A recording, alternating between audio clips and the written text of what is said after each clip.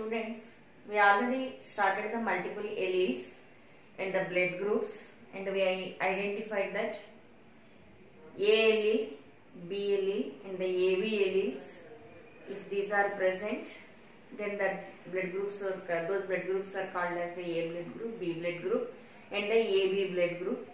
If there are no antigens or the alleles, then those are called recessive alleles. Then those are called as the O blood group. And next here, how a lab technician will identify the blood groups. Let us observe. In the labs, if you observe, the anti-sera will be available. Already you are studying this from your 9th class onwards. So here if you observe, the anti-sera will be available, and here if you are adding anti-serum A, if clump is formed with the anti-serum A, then that blood group is called as the A blood group. Anti-serum A. Anti means it is opposite to A, and when you are adding this to your blood drops, then it will form a clump. Clump means it is the clotting. So here if you observe, the lab technician, he will take 3 porcelain plates and he will take 3 blood drops in 3 different plates. For one, he will add the anti-serum A, and when he is mixing this blood with the anti-serum A, and then if the clump is formed, then this blood group is called as the A blood group. If the clump is formed with the anti-B, then this blood group is called as the B blood group. If the clump is formed with the both anti-A and anti-B, then the blood group is called as the AB blood group. If there is no clump with the anti-sera, then that blood group is called as the O blood group. What we are observing here? We have to take the porcelain plates and we have to drop the blood drops. Here just a pinch will be made with the needle, and we have to drop the blood drops. For the first one, the lab technician will add the anti-A serum. If the clump is formed, that means clot is formed. Clump means here we will call biologically that as the agglutination. Agglutination means the clumping of the blood, the clotting of the blood. So if the clump is formed with the anti-A, that means when you are adding the opposite, it will be crushed, it will be clotted, it will be clumped, it will be agglutinated, so that only that is called as the A blood group. If the clump is with the anti-B, then that blood group is called as the B blood group. If the clump is with both the sera, then that is called as the AB blood group. If there is no clump, then that is called as the O blood group. So like this, the lab technician will identify the blood groups. And already you know that the positive and negative are also there. A negative, B negative, A positive, B positive. You might have been observed at your homes also. When they are going for the blood test, the report will be the O positive, O negative, A positive, A negative. What is this positive and what is this negative? Let us observe. So it is also identified by our Landsteiner only in the South Africa. In some monkeys, that monkey is called as the rhesus monkey. Rhesus monkey. And in the rhesus monkeys, he identified one antigen that is called as the D antigen. If the D antigen is present, then that blood group is called as the positive blood group. If the D antigen is absent, then that blood group is called as the negative blood group. So depending upon the presence and absence of the D antigen, the positive and the negative blood groups are decided. And here letters of this monkey has been taken into consideration, and we are calling them as the RH factors. We are calling them as the RH factors. Those are the rhesus factors. And the antigen, that is called as the D antigen. And here if you observe how these will be inherited to the next generation. What are the alleles? What are the genes? So many hypotheses has been put forwarded to explain this. But we are following the Fisher and the Race. The Fisher and the Race hypothesis we are following nowadays. Here if you observe, those are saying that on the 9th chromosome, here the 3 alleles are there. Those are the C, D, E. So, irrespective of the C and the E, if the D allele is dominant one, then the blood group will be positive. Are you able to follow this? So, here what I am saying, what the Fisher and Race's opinion, the 3 alleles will be present. What are alleles? On the homologous chromosomes at same locus. On 3 loci, here if you observe, 3 alleles will be present. Those may be dominant or recessive. Dominant or recessive. C, D and the E. Those may be dominant or the recessive. Here also it may be dominant C, it may be the recessive. It may be dominant, it may be recessive. It may be dominant or it may be recessive. So, irrespective of C and the E, if the D is a dominant one, then the blood group will become the positive blood group. So, to become a recessive blood group, on both the chromosomes, the genes should be recessive. That means the small d and the small d, recessive. Then that is called, then that blood group may become the negative blood group. If dominant D is there, positive blood group. If recessive allele, that is recessive D is there, then that is called as that will become the negative blood group. That is the opinion of the Fisher and the Race.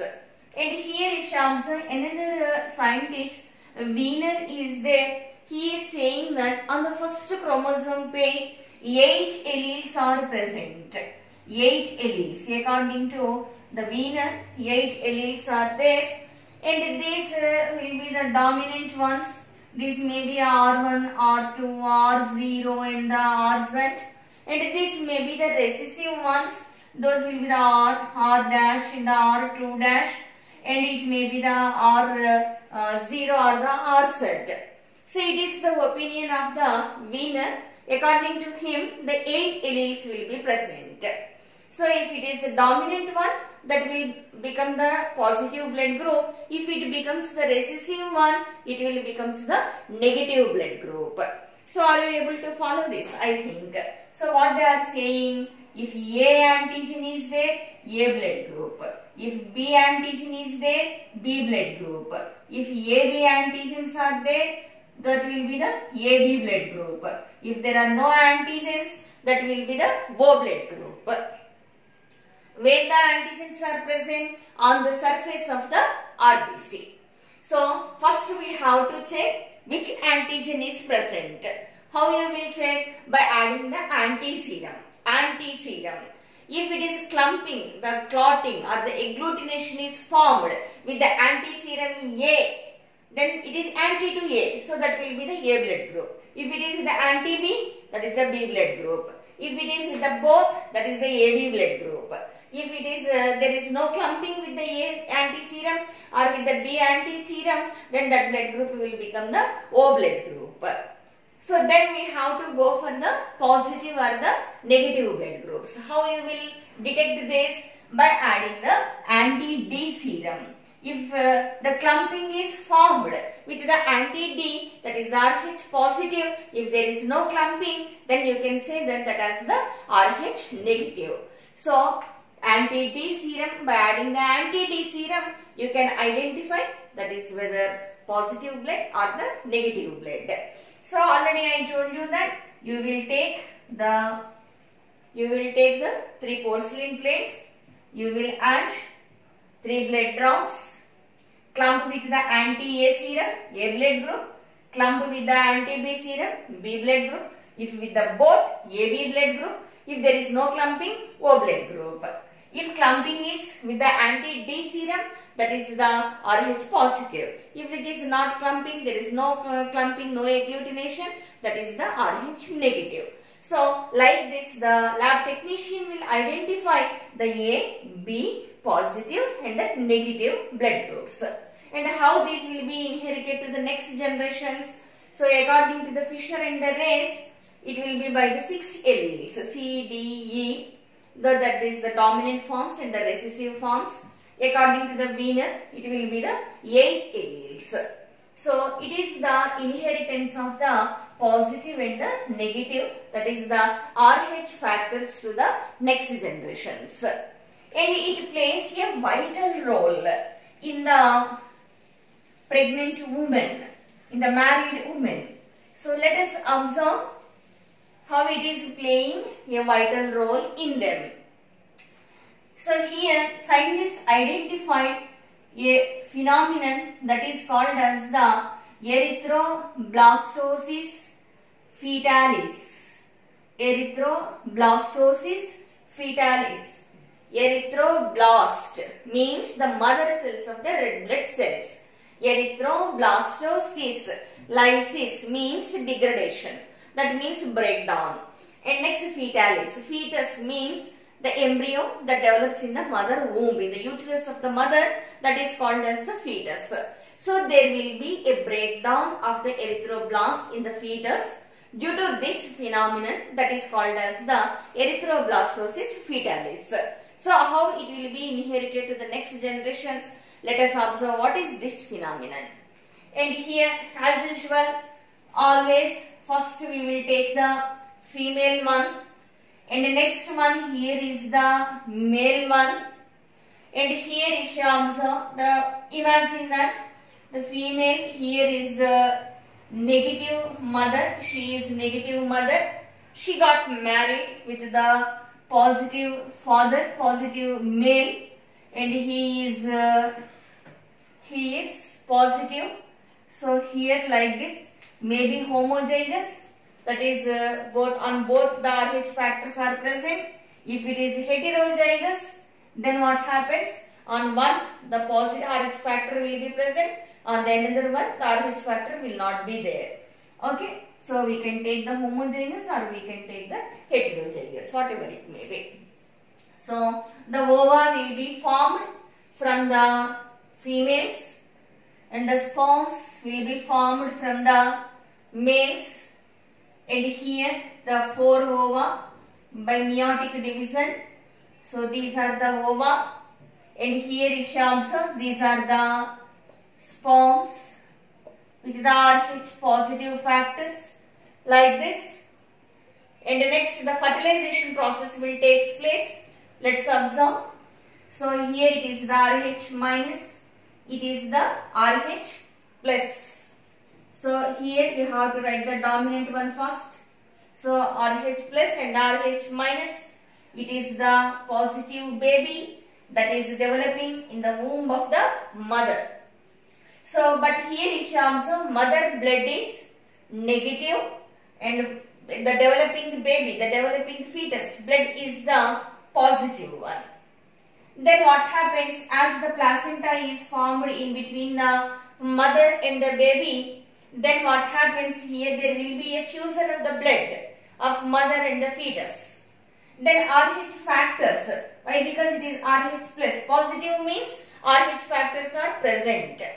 These RH factors may travel into the mother's blood.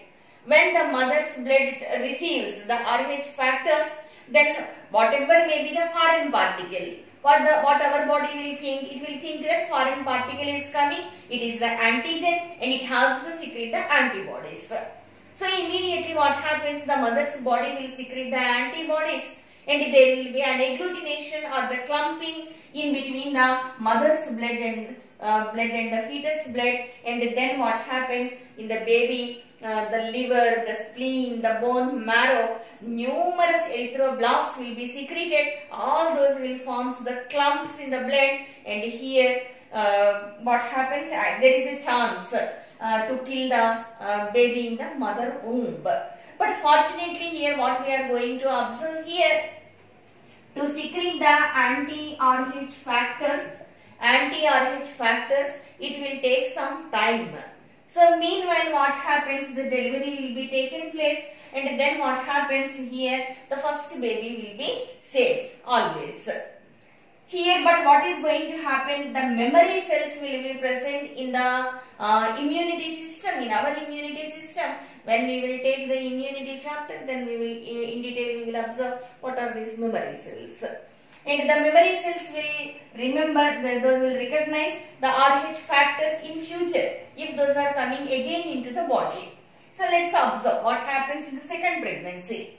If in the next fertilization, if you observe again the RH minus and again the RH plus dominant we are writing first, and it is the RH minus, and then what happens? Again a positive baby. But what is there already here? There is no time, just like in the case of the first baby. Why? Because here what is going to happen? Already anti-RH antibodies are there. Those will recognize these antigens, and in no time those will release the antibodies, and there will be a chance for the abortion in the second pregnancy. So to avoid this, what happens? The doctors, the prophylactic measure will be taken by the doctors. Prophylactic means, prophylaxis means it is the prevention. So how those will prevent? At the week of the 24th or the 38th of the gestation, after the fertilization, the gestation period will be there where the zygote will develop in the uterus. So in that stage, at the 24th week and also the 38th week, what happens? Those will give the mother the anti-D injection. The anti-D serum will be given. If that RH factors are entering, those will kill that RH factors. And then what happens after the delivery also? Immediately the doctors will give the anti-D injection to the mother. So that is the prophylactic factor. Here what we are going to observe, Mendel told that always two factors will be present. One is dominant one, another one is recessive one. Either the tall, dwarf, or the purple and the white, round and the wrinkle. So yellow, green, like that. One factor will control one character. But here if you observe, in the case of the blood groups, multiple alleles are there. Multiple characteristic features are there. A blood group, B blood group, AB blood group, O blood group, and in this positive and the negative. So like this, different types of alleles are not always two. So the number of characters will be there, and here it is called as the polygenic inheritance. It is called as polygenic inheritance. It was unknown to Mendel, so it is called as the non-Mendelian inheritance. You can treat this as the non-Mendelian inheritance. Polygenic, many genes will control a single character. What is the character? Blood groups. How many genes are controlling? So here if you observe the alleles, A allele, B allele, AB alleles, these will control the A blood group, B blood group, AB blood group, and the O blood group. And next, the C, D, E alleles are there according to Fisher and the race.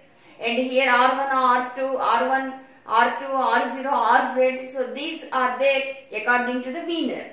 So these all alleles are controlling only one character, that is called as the blood groups. So it is called as the polygenic inheritance. Poly means many. It will not follow the Mendel's Only one factor will control the, one gene controls one character. That is not followed here in the case of the blood groups of the human being. Okay, and next we will observe in the next video what is going to happen. Okay.